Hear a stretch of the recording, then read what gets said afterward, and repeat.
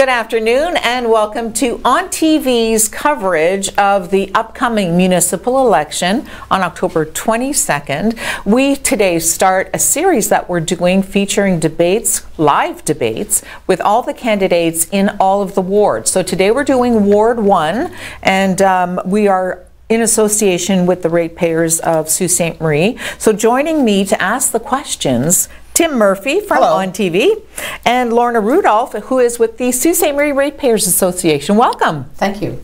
Now, what we're going to do is we are going to ask each of the candidates the same question.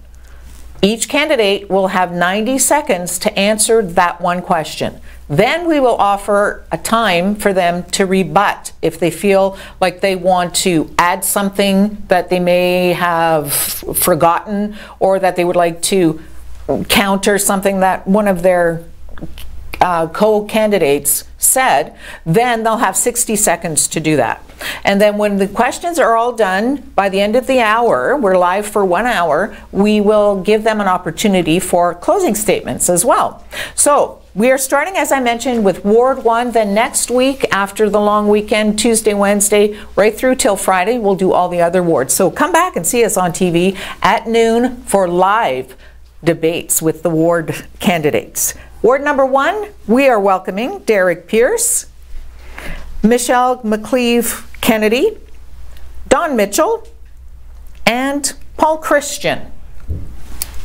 And I think we're all set to go. Mr. Murphy, you're first. Maybe we should address the fact that Sandra Hollingsworth was unavailable to attend today, and she sends her regrets. Sandra is an incumbent, is she not? Yes. Yes. Yes. Okay. All right, so I get to ask the first question. Hello, everybody. Welcome to ONNtv. Over the course of your campaigns, I would imagine each of you has met with hundreds of constituents from Ward 1. Can you share with us an issue specific to Ward 1 that arose from those conversations more than any other, in your opinion, and explain to us how you would work to resolve that issue should you be elected or re-elected as councillor? So you're up first, Derek. Derek? So one of the things that I'm hearing a lot when I go door to door is taxes. And how I would address that is, you know, we've got to look at efficiencies and trying to save as much money as possible so we can lower the tax rate for citizens. Now, unfortunately, I don't have a concrete answer of what I'd cut or what I'd look at, you know, doing service-wise to get the cost down. I'd have to look at the budget and stuff like that first and get a better idea, but it's definitely looking for efficiencies and using new technology and stuff like that to be more efficient. Thanks, Derek. Awesome. And Michelle McCleave-Kennedy, you're up next. So the issue that I've heard as I've gone around door to door is the crime in Ward 1. And so the HEAT program, or the new police chief, has a program in place that he's been working on, and it seems to be effective, although it is new. And certainly it has had some effect in our area. Of course, in all areas of the city, it's not just Ward 1 where there's issues of crime, break-ins, etc. So as well as people in the community seem to be more vigilant, watching for their neighbors, etc., and that seems to have helped. People have also discussed mental health. And the mental health issue is something that programs are in place for that as well. And of course, the mental health issues lead right into our taxes. So if we can get mental health things in order, that certainly reduces some of the tax rate that we're paying. Thanks, Michelle. Thank you very much, Michelle. Don Mitchell, it's your turn.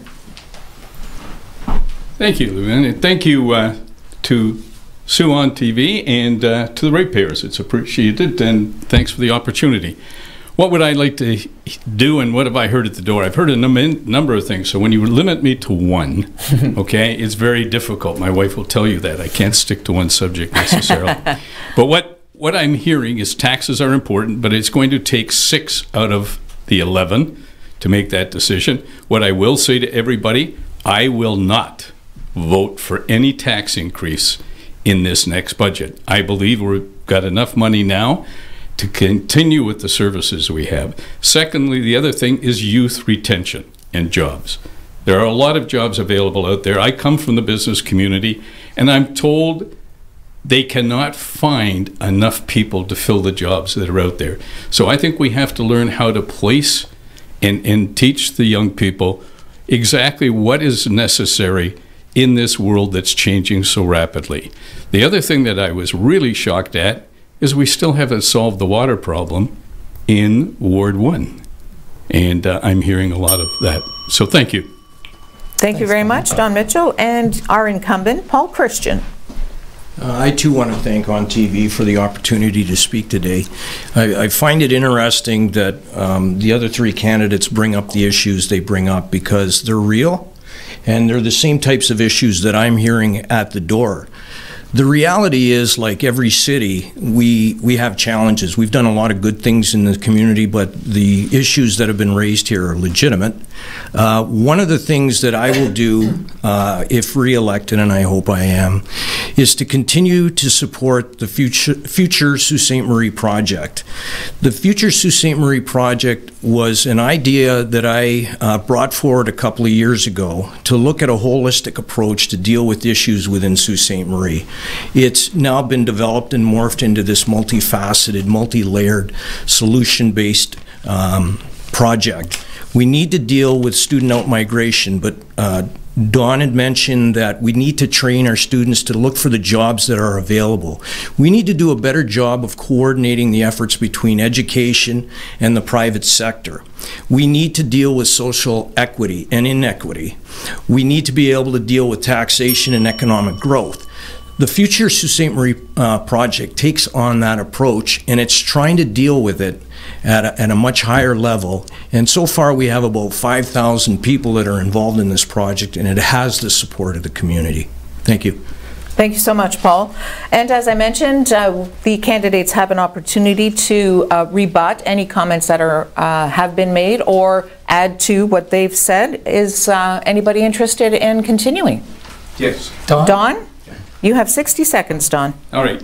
I agree with Paul in the aspect of future Sault Ste. Marie, except I'm tired. I've come through Rapids. I've come through Beck. I'm now back into future Sault Ste. Marie. We had the Community Action Committee, which lasted 2.5 years to find out what's wrong with us. I can tell you what's wrong with us. Okay? We've got too much red tape. We aren't paying attention to our businesses. I come out of the business community, and I know the dissatisfaction on getting things done in a timely manner. It's costing. So quit studying and get on with our future. It's there. I agree with Paul also on the education. I've met with the COO of the steel plant and the president of the university within the last 2 months to discuss how and where they can do that, and have started that ball rolling. That should have been the responsibility of council and the mayor, not mine. Okay, so thank you. And Mr. Christian would like a rebuttal too. And then Michelle as well. Yeah, I mean, you know, you're not going to take on a large project with solving the issues that have been addressed here without having a plan. You simply can't go into something and say, let's just act. You have to have a plan. One of the reasons why naysayers don't want to support this is because their legacy has been working on similar projects with no follow-through. This has the support of the federal government, the provincial government, and more importantly, the community of Sault Ste. Marie. To simply say, let's put our foot down and start doing stuff without having a plan is ludicrous. You have to start somewhere. This plan is not just about identifying issues. It's about the actions that we need to take, which, by the way, should include our youth. So I'm going to be pushing to make sure that youth are not only part of what we're trying to do, but are part of the committee itself, because it's their future we're building on. And Michelle, you have a rebuttal as well. So as the Labour Council President here in Sault Ste. Marie, I sat on the Future Sault Ste. Marie project. And as Paul said, there was a lot of people at that table and a lot of collaboration. And that's the issue that we need to look at in Sault Ste. Marie. We need to have collaboration of all the different agencies and all the different groups working together. And Paul is right, we do need to bring youth together, and we need to bring everyone in the community together to work in the same direction. So as the Labour Council President, we had talked to many businesses, as Don has said as well. And there is a lot of collaboration and a lot of money that's been put forward. There's the Poverty Round Table, there's the Algoma table, there's a lot of different agencies that are working collectively, and that's what we need to move in a direction going forward. Thank you very much, Michelle. Last call for rebuttals. We're going to move on now to question number 2. Michelle, you're up first. And Lorna is going to ask this question. If elected or re-elected, will you support a line-by-line independent comprehensive audit of the city financial records to promote solid fiscal stewardship? So a line by line would be very interesting, I'm sure, and yes, it is needed. However, as has been talked about earlier, there's been a lot of studies done. We need to get studies done, go line by line, and then determine where the efficiencies are and where the deficiencies are, and get moving on with that. Because we really need to get moving in Sault Ste. Marie and get the economy rolling and other issues that have been, frankly, not moving very far in our community over the years. We need to move forward and get some things going and bring some business here and make some changes in the Soo. Mr. Mitchell, your thoughts? That's a difficult question. Do I like the idea of an independent audit? Yes, I do. Do I think that we have to understand where we're going before we take the first steps? Yes, I do. I think it's so important that we look at the fiscal responsibility of the city as a whole. But we have to look at the costs involved to do this. We have to look at where we're standing today. And I think we're in pretty good shape financially, but I think we have to find ways to improve what's out there today. And with an independent audit, I think this would probably identify it. But I don't want to do this every year. I think if we do it once and do it thoroughly and act on it, and Paul is correct, we have to act immediately on some of the things, but we have to have a plan. You can't just go off willy-nilly. So yes, I would support an independent audit, but I would not support an independent audit every year. Thank you. And Paul, your turn. Thank you. I'm very much a fiscal hawk, and I believe that we could do more in terms of making information available to the general public. Obviously, an audit is done every year. It's part of our requirements as a municipality. If the goal is to do a financial audit to see if an independent person could find efficiencies, well, that's always open to a little bit of a debate. You also have to keep in mind that 43% of our budget is non-negotiable. We have district social services, police, we have the outside agencies and boards that simply give us their budget. We have no control over that.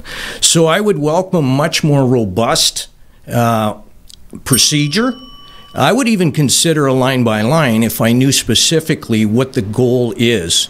But I could tell you that with my experience, major cuts have been made, and so efficiencies may not be found.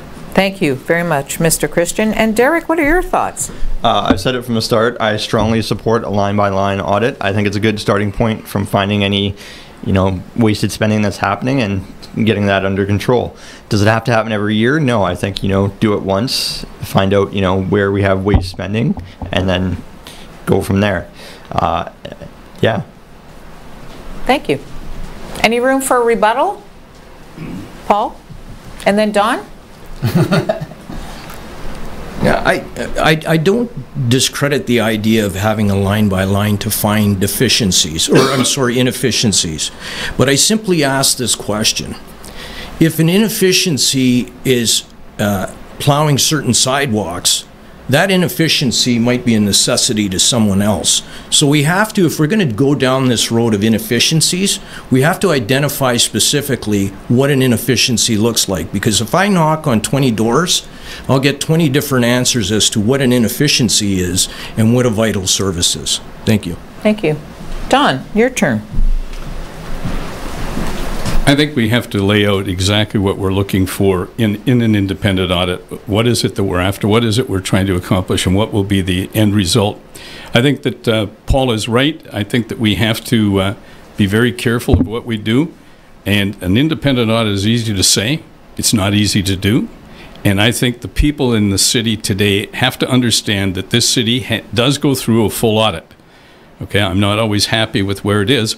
Sometimes we miscommunicate by not communicating exactly what we're after. What we're after is to find efficiencies, and I'm not sure an audit is the only tool to find inefficiencies. So it's about inefficiencies, and both fiscal and as far as our labor costs and as far as our overall operation of the city. Thank you. Final call for rebuttal? We'll move on to question number 3 from the Tim Murphy. All right. And Don, we're going to start with you first. All right, Don, here you go. Be nice to me. I'll try. For at least the past 20 years, one of the major issues this city has faced is youth migration. Voters have heard ad nauseum about the need to create opportunities that will lead youth to either remain in Sault Ste. Marie for their post-secondary education or career training and subsequent employment, or alternately, drawing young professionals and tradespeople back to their hometown to live and work. But it's obvious that the challenge persists. So, all of you have included youth in your platforms in one way or another. So my question is, what are you bringing to the table to address youth migration that's different from the efforts of previous administrations? I think that's quite simple. I spent 9 years on the university board as a board of directors or as a governor. I've worked closely with the university to see that we can instill different courses and platforms that are applicable to today's times. I think we have to understand what is necessary. I said it in the opening statement that we have to match the jobs that are available today with the training and education that's going on. I also mentioned that 2 months ago I met with Pramod Shukla, the Chief Operating Officer of the steel plant, and Asma Vesna, who is the president of the steel plant, because both of them wanted to do something that would help our youth stay in Sault Ste. Marie. And out of that conversation, they've now started to direct programs that are specific to the steel plant so that when the young people graduate, they will have jobs immediately to go into. And as the CEO openly stated, he will be able to employ at least 80% if they come out of the right program. So I think, what have I done? That's it, and I think I can do more. Thanks, Don. I'm just going to mention that Asma Vesna is the president of the university. What did I say? Steel plant. Oh, I I'm sorry, okay? I like the university a lot better. Thank you. I just wanted to point that out because I know that Asma would probably like to be the president of the steel plant. No, she would not. No, she would not. No, I guess not, huh? Yeah. All right. And I'm sure the university would miss her too much as well. That's very true. Paul Christian, it's your turn. Thanks, Paul. Sorry. As many of you may know, I am a high school teacher and I teach co-op education, business, and entrepreneurship. I'm very connected to the students, and I could tell you that as we speak, I'm working very hard to make the information about Sault Ste. Marie's economic opportunities available to my students. The other thing I'd like to say is, again, I'm going to reiterate the Future Sault Ste. Marie projects. I sit on the education component of it. And my thrust on that is to coordinate the efforts of the Algoma District School Board, Huron-Superior, Algoma University, Sault College, and Lake Superior State University. We need to tackle this coordination to get students in jobs that are available in Sault Ste. Marie currently. The other thing we need to do is reach out to students and young adults that have moved on. I created the Sault Network, which is networking people that have left Sault Ste. Marie that want to be connected to Sault Ste. Marie. So as we develop the Future Sault Ste. Marie project, and hopefully down the road we can create business and employment opportunities, we have an open channel of communication with these people who otherwise would like to come back to Sault Ste. Marie. I started this program, the Sault Connect, the Sault Summit. I want to continue it for the next 4 years because I think there's a great opportunity to do exactly what this question is asking of us. Thank you. Thanks, Paul. And Derek, it's your turn. So youth migration, it's funny that this question come up because in 2011 I actually left Sault Ste. Marie and moved to other communities looking for, better jobs, more things to do. The Sioux's got to do more than just bring jobs to the Sioux. You got to give youth things to do, and not everyone wants to work at a steel plant or at a hospital or a call center. So you got to bring a variety of other businesses to the Sioux. For me, my interest was in video game design, so that's why I left. So we got to look at bringing more businesses with more variety of what they do here, and not just jobs. We have to bring stuff for them to do as well. For example, we had a guy who was so bored he was graffitiing buildings. And who do you ask for stuff like that? You ask the youth what they want. They're the ones that are going to be wanting to stay here. And Michelle, your turn.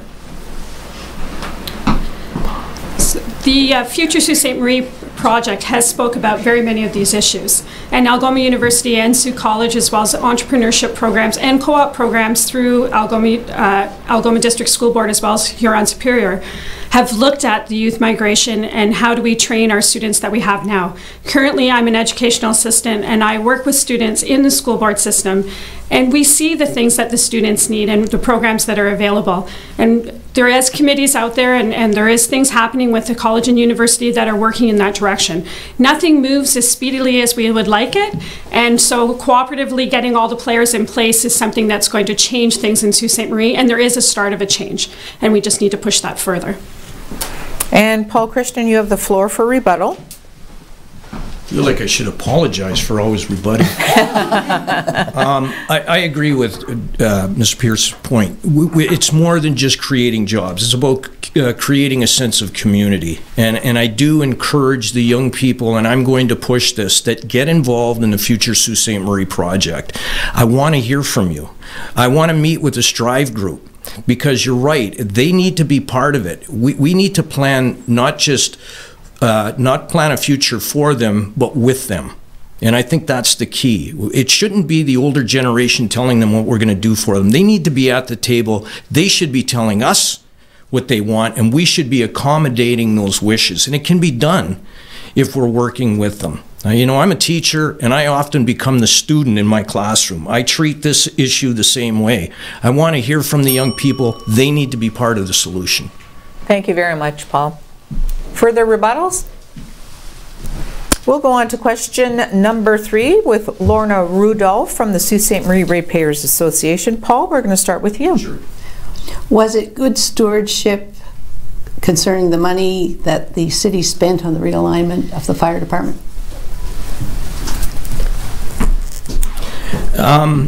Clearly something had to be done with the fire department. If you follow it, much like the police services situation, they're a very large part of our budget. Currently, 90% of the budget is salaries and benefits. So the issue of realigning the fire department shouldn't be taken in isolation. To ignore the fact that we had a crisis in the EMS department would be a little irresponsible. What we were trying to do was balance the need to have proper EMS coverage with proper fire services. And if you know the topic, there are no specific requirements of the government how we staff. We tried to address it. Is it good stewardship when you're looking at a global budget? I think we made an effort to try to do what we could under a very strict budget. The good news is we have a fire master plan. We have a plan in place that ensures that future initiatives within the fire department can be reached, and both the EMS and fire departments are in good shape right now. Thank you very much, Paul. Jarek, you're up. Was it in good stewardship? No. When I look back at that issue, you know, I see the fire department coming to city council and telling them what they're doing is not good. And they're just going headfirst into realigning the fire service. You had firefighters who were on 24-hour shifts, not sleeping. You know, that's not good for when you're fighting fires. And, you know, a firefighter should be up as long, like, you know, functioning as best as they can, and they can't do that on 24 hours up and no sleep. So, you know, when you have a fire department who's telling you what you're doing is not right, you know, you got to kind of listen to them. You know, they're on the front lines. So I don't think it was. Thank you very much, Derek. Michelle McCleave-Kennedy. So as with every issue, there's always two sides to the issue, and it depends on which side you're looking at. Of course, as I sit as Labour Council President, I have a different perspective as to how the stewardship was done. Yes, there did need to be an alignment. However, we do need to look at the mental health and safety of the workers, as well as the fiscal money that's being spent and the alignment that was done. So from Labour perspective, it was difficult to put things in place and have workers working the hours they were working, but we need to have the safety of the community in mind and the safety of the workers in mind. And I think it was a difficult decision, and City Council, I believe, did what they had to do in aligning everything that was put in place.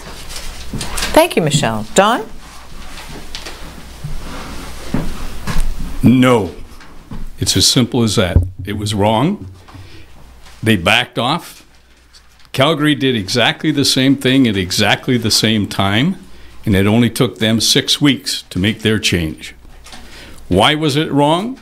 Because what it did, and I won't get into the technicalities, but in the insurance industry that I come out of, it put this whole city into a different category, and every one of us on property insurance would have paid an increase of 5 to 8% on all our properties because we don't meet the restrictions that are necessary for a hydrant-protected community. 18 months later, this community reversed its position and reached an agreement with the firefighters. If you look at the time that they were trying to save money, it cost this city $700,000 in overtime. We were tiring out. Is this safe for our community? Absolutely not. Is it safe for the firemen? Absolutely not. Is there ways of doing things and doing it properly? Yes, there is. Okay, we need a 4-man crew. We need to do it properly, and we have to do it fiscally responsibly. Thank you, Don. And now with the rebuttal, Paul Christian has asked for the microphone again. Thank you. EMS calls went up, have gone up almost 40% in the last 4 years. People talk about fiscal responsibility. They're asking us to make bricks without straw. So we looked at an opportunity to do what we thought was right. You have to understand that we are a governing board, and as such, we follow the instructions and leadership of the leader at the time, who was the fire chief. Was he correct? He's no longer with us anymore. But if we fail to follow the lead of our leader, then we've usurped our responsibilities. It should be pointed out that the fire department is going to a 24-hour schedule. So this idea of putting them at risk is something that the union is supporting. Thank you. Further rebuttal, Don? Yes, okay, we have a problem here, and I think that what we have to understand is the city administration at least was aware of it because I personally talked to them about what was going to happen. So this wasn't something that they didn't know about, and I was told they were aware of. I'm not sure about council, okay, to be honest, but I think these are things that we have to make sure when we're making decisions of this nature, we have to make them with a full understanding, not a partial understanding. So do I blame council? Not necessarily, because I think they did it on a half information basis. But that's what we've got to stop. We have to delve into every issue of this type. Further rebuttal? Last call? Thank you very much. And we continue on now with another question from Tim. Derek, we're going to start with you. Thank you, Luann. Okay, Algoma Public Health recently published a municipal election guide, which encourages voters to identify candidates' positions on issues that that agency views as important to the overall health of our community. APH advocates for a health equity approach to community wellness, developing strategies that level the playing field so every citizen has an equal opportunity to enjoy a safe and healthy life in our city.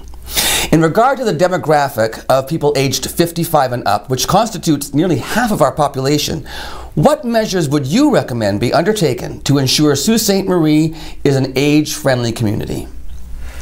So, to be with an age-friendly community, we should be looking at anything to improve the health. So, I know Shoemaker in the last year or so brought up the issue that we have too many parks, and he wanted to sell some of them off. To do that, why not turn them into community gardens instead of selling them off? At least then, the citizens are getting a health benefit out of it. They have free, fruits and vegetables that they can work with, which will improve health and safety. More stuff for people to get active out doing is also another good thing. Expanding the hub trail would be great. I know when I was living in North Bay, their hub trail, it's not just one big loop. It's a spider spiral. So, giving people more benefit, to go around the town and able to access the city in more ways like that would be good. Thank you, Derek. Michelle? So So accessibility is certainly going to be something that's going to be necessary for people as they get older in our community, as well as transportation. Accessibility has been dealt with a little bit. We spoke about at the mayoral debates the other night, as far as the making of new sidewalks, reducing some of the chinking or the lines in the sidewalk. Working with students that are in wheelchairs, I can tell you when you're pushing a wheelchair and it has to go over a bump every 4 feet, it's certainly something that you can feel. And that's not something that we want as we get older. Also our transit, we need to make sure that we have buses that are going to run for people that can't drive, don't drive, and that they're able to get on and off transit without having the issue of I don't know if all of our buses go up and down or are low enough, but that's something we need to look at. Accessible washrooms in all of our spaces, in our different businesses, etc. I know a couple of years ago when the mall was redoing their washrooms, I was working with a student who was 18 and he couldn't get in and out of the washroom. Nothing more embarrassing than being 18 and calling someone to come and help you. So we need to look at accessibility for sure. And that's going to go along with making it more convenient for people in our community. Thank you, Michelle. John Mitchell. This is extremely important to me, as next month I join this group. No, I'm okay. Yes, it is very important. I think we have to provide the necessities. One of the things I'm hearing at the doors is the availability in the wintertime to clear sidewalks, and it's something that I think we have to look closely at for two segments of our population. Both the older generation and the younger generation, safety factor is an important thing, and ease of getting around. I'd also be neglect if I didn't support anything to do with healthcare, as my wife has worked for years with Algoma Public Health, and it is so important for this community to stay healthy, stay wealthy, and wise as far as our healthcare is concerned. And I think the hub trail is a great start. I think we can expand on it. I think that we have to make accessibility to the transit system, make it more accessible. We went through a situation here in town with the transit, but I think there's things we still have to address to make it available at the right times to the senior population as well as the younger population and the working people.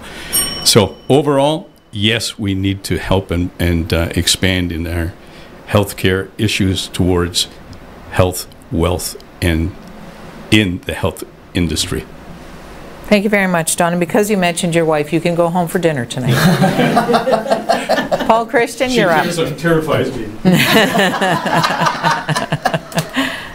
Yeah, I think I agree with what's been said here. I mean, clearly we have to address the issues not only for seniors but for everyone. I say when it comes to accessibility, it's a multi-age thing, right? We need to improve on accessibility. We do have accessibility people on staff that deal with these issues, and we continue to improve in that area. Healthcare and active lifestyle, absolutely. The Hub Trail was a great investment by council and the city. We need to expand it. We need to finish the cycling master plan. I am in full support of that. I'm an active biker myself, and I agree with that 100%. We also need to deal with affordable housing. I'm on the District Social Services Administration Board, and I know there's an effort to continue to provide inventory for accessible and affordable housing. It's a tall order, but we can continue to do it. And I agree with the bus system. We need to continue to improve it. This last attempt was to refine the routes, but I've actually spent time with transit. I think there's an opportunity to go to different style buses, which will allow us to get into smaller neighborhoods, which will make transit more accessible without adding costs. I also think that there's technology that younger people can use to help them access more efficiently our transit system. So one of the areas I want to focus on is transit as part of the accessibility portion of senior citizen lifestyle. Thank you very much, Paul. Room for rebuttal, anyone? John. Not so much rebuttal as an agreement here with Paul. I think that that transit system has to revamp itself completely to make it available for everybody at the proper times it's needed. But I want to come back to the health and the care system, where we have to be more aware and reach out. We've talked about it in economy and other things, but go to the frontline people. Ask them what they see is necessary for the aging. What's necessary for the youth? Find out from our overall healthcare. I'll go public health. Find out from the hospitals. Find out from the senior centers what has it. If you ask the questions what they think is necessary and what they feel should be done, we will have a better road to follow. And Paul. I don't want to put words in Don's mouth, but it sounds almost like a ringing endorsement for the future Sault Ste. Marie project and asking for input from the community. Thank you very much, Paul. And now That we go. portion of it, yes, okay. Now we're going to go to the next question from the Ratepayers Association and Lorna Rudolph. Michelle, we're starting with you first. Will you redefine public input and scrutiny in the appointment of an Auditor General, the Ombudsman, and the Lobby Register as required by the Municipal Act? And will you support a review of the Code of Conduct and a review of the appointments of those officers, plus the Integrity Commissioner by each new council? So each of those appointments is covered under municipal law, and so because that's covered, there's certain guidelines to be followed. And so as a councillor, yes, that you would have to definitely look at how those are followed and put things in place that are covered under municipal law. So yes, I am in agreement with following what we need to follow to get people in place and have them put in their proper positions. Thanks, Michelle. Don? Oh, no, that's a simple answer. Yes, and I could stop at that. I won't, because I'll agree with Michelle. I think that we have to follow the guidelines that are already out there. I do believe the journey is started, okay, with this particular council. Do I believe it's finished? Absolutely not. And I would be in a position to say I will support going forward that we walk down the proper path and do the things that we should do for the consideration of all our citizens here, Lorna. So my answer to you is a definite yes. And Paul? I agree with Don. If the Municipal Act requires it, and if it means a more robust approach, I have no problem with that. To be honest with you, by doing that, it eliminates a lot of the questions that come up and some of the conspiracy theories that you hear. So if we can create an environment that makes it transparent and we're doing what we're required to do, I'm all in favor of it. Seeing as I was part of the ratepayers at the time that we went through with this change, yes. We need to review it every now and then, because, you know, things are going to change all the time. And I agree with all my fellow candidates. Thank you very much, Derek. Any room for rebuttal? We're going to the next question then, and that's from Tim Murphy. And Don Mitchell, you're up first.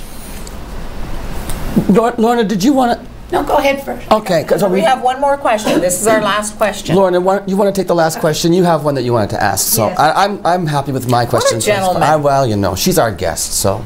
This is in line with Tim's comment about our aging population. Sault Ste. Marie has many things for the active people in our community. They have the Hub Trail, they have soccer fields, they have baseball fields, they have skating rinks, and they support the SR Center. GFL. Pardon? GFL. Oh, the GFL, right? GFL Center. Thank you very much. Oh, okay. Right. Sorry. Okay. GFL Memorial Gardens. Oh. I'm stand corrected. That's all right. I'm looking for you, because I am in that group, to do something for the seniors in this town that are not disabled, cannot get disability permits, but still have some difficulties. And I'm suggesting two things. One, that any citizen that contacts the City Hall should be granted a free bus pass to permit them to have accessibility to all areas of this town. And secondly, for those that are still driving and over the age of 70, I would like parking permits so that when you go downtown, you don't have to stumble along in the snow to get to these newfangled little issuing boxes that they've set up instead of the parking meter right beside your car. So your question, Lorna, is? Would you support those two initiatives? So free bus pass for seniors? Yeah. Yes, and you're- free parking passes for seniors. You're making it fairly easy. I would say yes, with some caveats. Number one, I agree with the downtown parking. I think it's atrocious what we did. We did it. I have no idea why. At least the parking meters spread out the area so that you had 5 cars and now you only get 4 or 3 depending what happens. The snowbanks in the wintertime are atrocious. You can't get your seniors, you can't get people over the banks to handle it. We got to go over the bank, go to these meters and come back. It's ridiculous. So yeah, I support that. The aspect about free busing, I would have to look into that, Lorna, if it's necessary. Because I know a lot of seniors, a lot of my friends are seniors, okay, that are very capable of driving and looking after themselves. But if it's a necessity, absolutely. But it doesn't just stop at seniors. It stops at a number of our citizens in Sault Ste. Marie. If there are handicaps, I think they should be looked after. So, yes. Thanks, Don. Paul? Lorna, Oh, you got shocked. shocking. This is going to be a shocking answer. We're counting on you, Paul. Those are actually good ideas, and I think you had mentioned those earlier, and I support the idea of free bus passes, because we have to understand that the bus service is a lost leader. It's a core essential service we provide, and I think that we could do something for seniors. I agree with Don. We need to study it and see exactly how to do it, to manage it properly so that there are no abuses. But fundamentally, I think it's an excellent idea. I would even go a step further with the parking issue downtown, and it's an issue I brought up with transit, and unfortunately it was near the end of the term, so it kind of fell into the lame duck category. But one of the things I want to do is actually eliminate paid parking in certain areas of the downtown core. I want to cost what it is to have those meter collectors. They get paid a fee, and maybe repurpose them. Maybe they could be providing information and guidance downtown instead of policing parking meters. So yeah, I think we could do both. I think we need to be creative, but I do see that those are areas of opportunity. Where they land, you know, in principle, they sound good. And I'm all in favor of that. We need to help the downtown core, and I think these are creative ideas that we can implement. Certainly would help the downtown core to get free busing for seniors downtown. Certainly would help with parking if they didn't have to pay for it. And I have a lot of other ideas.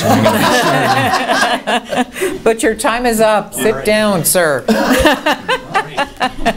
Derek Pierce, you're up next. So to answer Lorna's question, yes, I would support both initiatives. For the parking downtown, what I would love to see is have the entire downtown parking made specifically for the disabled and expectant mothers, stuff like that. You know, and when I was living in North Bay, they didn't have parking lots there. They had parking garages in their downtown core. So if we could do something like that and eliminate, you know, the paid parking in the downtown core, like Paul had said, that'd be a fantastic idea. So I support both endeavors. And Michelle? So yes, I would support those, Lorna. Those have actually been spoken about in the Future Sault Ste. Marie study. We had spoke about accessibility in the downtown, not just for seniors though, as well as for anyone, because of course, again, with mobility issues and you're trying to climb a 2-foot or a 3-foot snowbank, to pay your parking is certainly an issue in the winter. But also we need to look at possibly there's other people on fixed income that free bus passes, and maybe that's something we look at as a city. We have bus passes now for students, and maybe that's something that we need to look at across the community.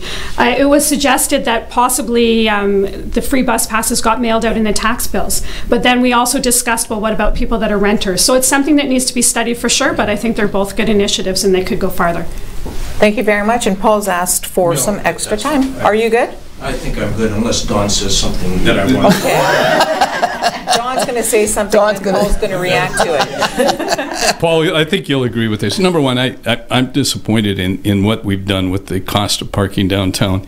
And we're trying to encourage downtown shopping. We're trying to encourage people to go downtown. And what do? You know, I go to Ernie's once or twice a week the end of Queen Street, and I put money in the meter, and it used to be 50 cents. That's okay, I can get away with this. But they changed it a year and a half ago, and it cost me $1.25 for 57 minutes. Come on. I'm trying to spend money in a downtown location, and it's just gotten stupid. And in the wintertime, I can't climb over the bank, so we don't go to see Ernie's, because it's too difficult to get in and out of the cars and over the banks. So let's do two things. Let's eliminate the parking costs on Queen Street, and let's make sure that we clean the sidewalks regularly and the snowbanks so people can really spend time downtown. And just as you thought, Paul Christian has a rebuttal. You triggered him. No, I mean, I pretty much agree with what Dawn is saying. You know, parking downtown is part of a greater strategy, and I want to say that I really am looking forward to, if I get back in, I'd like to get on that board, because I do have some ideas for the downtown core, and they're cost effective. I agree that the snowbanks need to be removed. I can tell you, in speaking to people downtown, there needs to be more of a coordination between city operations and downtown merchants.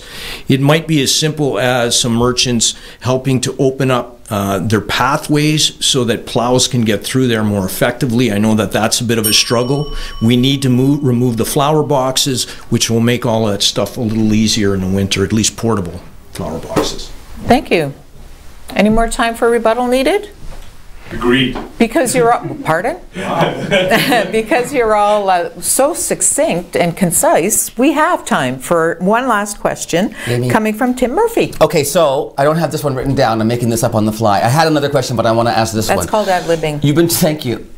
You've been talking a lot about Future Sault Ste. Marie. We've been hearing a lot about Future Sault Ste. Marie, and I'm familiar with the idea of the 4 pillars and sort of, okay. Through Future Sault Ste. Marie, I believe, you've created 2 new positions on city staff. I think they're contract positions. One is for movies and film, and one is sort of to help with a cultural plan for the city. The television and film position, Jennifer, I can't think of her last name anyway. Jen Matheson has taken that position on.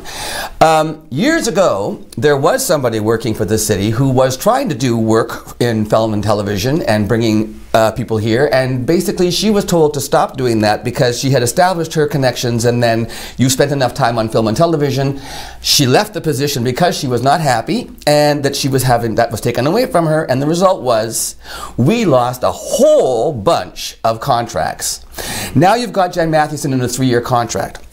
I hope that the city will have learned a lesson and realize that if we're going to talk about diversification, arts and culture is one way to go. Would you support a continuation of a permanent position on city staff that is strictly for film, television, and arts and culture? Beyond the 3 year... Am I first? Yes, you are, yes, Paul. You're up beyond the 3-year contract that's permanently, would you think that that's a valuable investment? This has turned into an opinion piece instead of a debate. That happens anyway, to me sometimes, Paul. Listen, I think, first of all, that going down that road is an excellent idea, because we've had some success with it. Would I support a permanent position? It's like a lot of things at City Hall. If we can prove that it's paying for us, if it's paying dividends, that we see a net benefit to it, absolutely. I like the fact right now that it is contract, because like most of the expenses, almost 3/4 of it are being paid by the provincial and federal governments. This will definitely give us a toehold, and so you know, if it's developing and we can really grow it as an industry, absolutely, I would support it. But I can't give you an unequivocal support yet, because it's in its infancy. But as I say, if there's support for it and we're getting some results, absolutely. Thank you very much, Paul. Derek? I have to agree with Paul there. You know, it's a great thing. I've seen many of the movies that have been filmed here in Sault Ste. Marie. They've been fantastic. Once again, we have to study it, make sure you know if it is getting a net value for us, and then continue on from there. Thanks, Derek. Michelle? So in discussions on that committee on Future Sault Ste. Marie, we had discussed arts and culture and the strengths that we have here in Sault Ste. Marie and how they certainly need to be enhanced. Whether or not that position, as Paul has said, whether that position continues on to be a permanent position or remains as a contract will certainly have to be looked at. But there's certainly a huge amount of talent here in Sault Ste. Marie that would certainly bring new business here, and that's something we looked at. How do we draw new business? How do we enhance different areas and diversify? And we could certainly do that if that's something that's bringing income into this area. Thanks, Michelle. Mr. Mitchell. Yes, get on with it, okay? It's already proven in other communities. I'm sorry. I think we can prove it here. As far as I'm concerned, it shouldn't have been stopped the last time. It was stopped because money wasn't available to carry on a full-time person. Yes, the government is giving us a hand for 2 to 3 years. That's wonderful. But there's sometimes we've got to stand on our own 2 feet. We'll throw thousands of dollars into a GFL center because it doesn't make money all the time. And it's a sporting event and a cultural event. Okay, why can't we do that with the person who's going to help us attract? And I think the only way that we're going to get forward in this is look at our competitors. Look at Sudbury. Look at North Bay. Has it been successful there? Yes. Well, it should be successful here. So I have no doubt if we were prepared to pay the money and say we're in it for the long haul, not the short haul, absolutely, this is an area that is ripe for the picking. Thank you very much. And rebuttal from Mr. Paul Christian. I agree with for the most part, but as has been stated before, you know, you have to look at everything and study it carefully before you make a decision. It's all about good stewardship. So I would support a film and television person, but again, you know, to say yes right now, we'd have to study it, but definitely based on what I've seen, generally speaking, I would support it, but again, we need to have good study to make sure it's worth it. Thank you. Last call for rebuttal. Don? It's not so much a rebuttal. Is in business today, you take chances, and that's what it's all about. City is risk averse. I understand that, okay? But this is something that I think that we have to look at our competitors. And our competitors have done it and proved it works. So why aren't we prepared to say, we will go the whole route? If it falls flat in its face 3 or 4 years from now, that can be a decision. But let's not go into it saying, we'll see what happens at the end of 3 years. Let's go into it with the attitude, this is going to work because we know we can make it work, and do it properly. Thank you. So we've come to very close to the end of our very first live debate on TV for the municipal election coming up October 22nd. Now we're going to go to closing statements. Each candidate will have an opportunity to give you their final thoughts, and we're going to do the reverse order of how we started. So we're going to start with incumbent Paul Christian. Thank you for the opportunity again. You could see by this debate that we all have our opinions and we all have our beliefs, and that's good. That's what this whole democratic process is about. The one thing I will tell you is, whether you agree with everything I've supported or done or not, the one thing I can tell you about is that I'm a doer.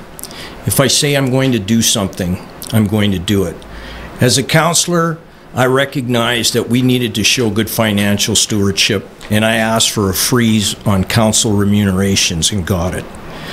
I also saw an opportunity to connect with expatriates to try to grow our community, because I think economic development is important. I created the Sioux Summit, the first of its kind at a municipal level in Canada. I saw the opportunity to bring forward the idea to have a holistic approach to deal with the issues that we're dealing with SR. And from that was born Future Sault Ste. Marie. I saw an opportunity to reach out to the business community to see what it is that we can do to help streamline things. We created the survey. If I'm elected, I can tell you that I will keep doing what I do, and that's do the work. Thank you. Thank you, Paul. Don, your turn. This is one time that I'm going to refer to notes, because my wife said, don't forget what you were going to say on here. So I will not forget what I'm going to say. Thank you, first of all, to everybody here. The other thing is a question. question I have, what would you like Sault Ste. Marie to look at, like, if it was truly open for business?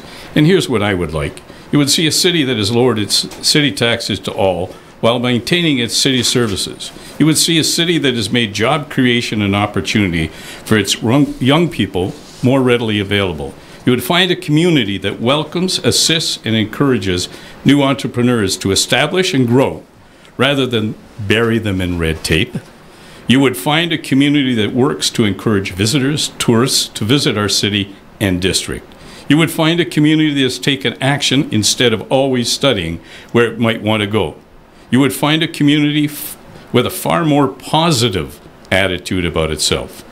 You will have found that if we all work together with common goals and positive attitude, that together, not individually, we will have gotten much further. Thank you. Thank you, Don. Appreciate that. Michelle McCleave-Kennedy. Well, I would just like to thank you, first of all, for the opportunity to be here, and I'd like to thank my other candidates that have come here and put their names forward, because until you go through this process, you truly do not understand the work that goes into all the work that people have done on City Council in the past. As Labour Council President here in Sault Ste. Marie and a member of a number of boards, I have put the work in and I have moved forward.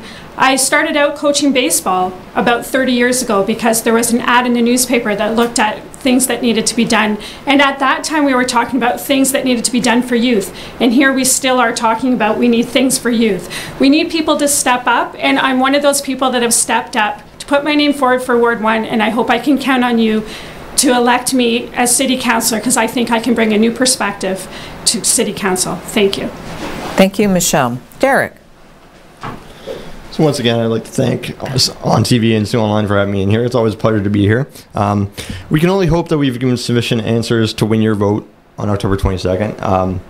I can tell you that, you know, if elected on October 22nd, I will do my best to represent anybody who elects me. I know, you know, we were given a limited amount of time to answer the questions the best we can, so I encourage everyone to reach out, contact me. All my contact information is on the city website, and I look forward to talking to more of you at the door. Thank you very much. On behalf of the Sault Ste. Marie Ratepayers Association, Lorna Randolph, thank you so much for coming. Rudolph. I knew I was going to do that. And you even gave me a hint to remember the name, and I can't say it on television. Lorna Rudolph from the Ratepayers, thank you so much. Tim Murphy, thank you so much.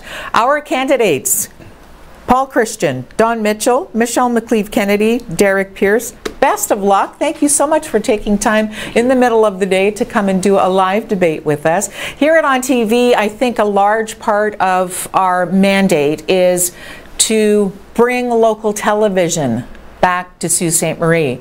It is our privilege to bring you these live debates because we think it's important for you to exercise your privilege to vote in an educated way. So we certainly hope we can help. Stay tuned for our next live debate, Ward 2, coming up on Tuesday. On Tuesday? On Tuesday. Thank you so much. I think I'll be here. Yes, you will. And oh, you know what I found out? Can I just say something that's really interesting? I didn't know about the curbside voting.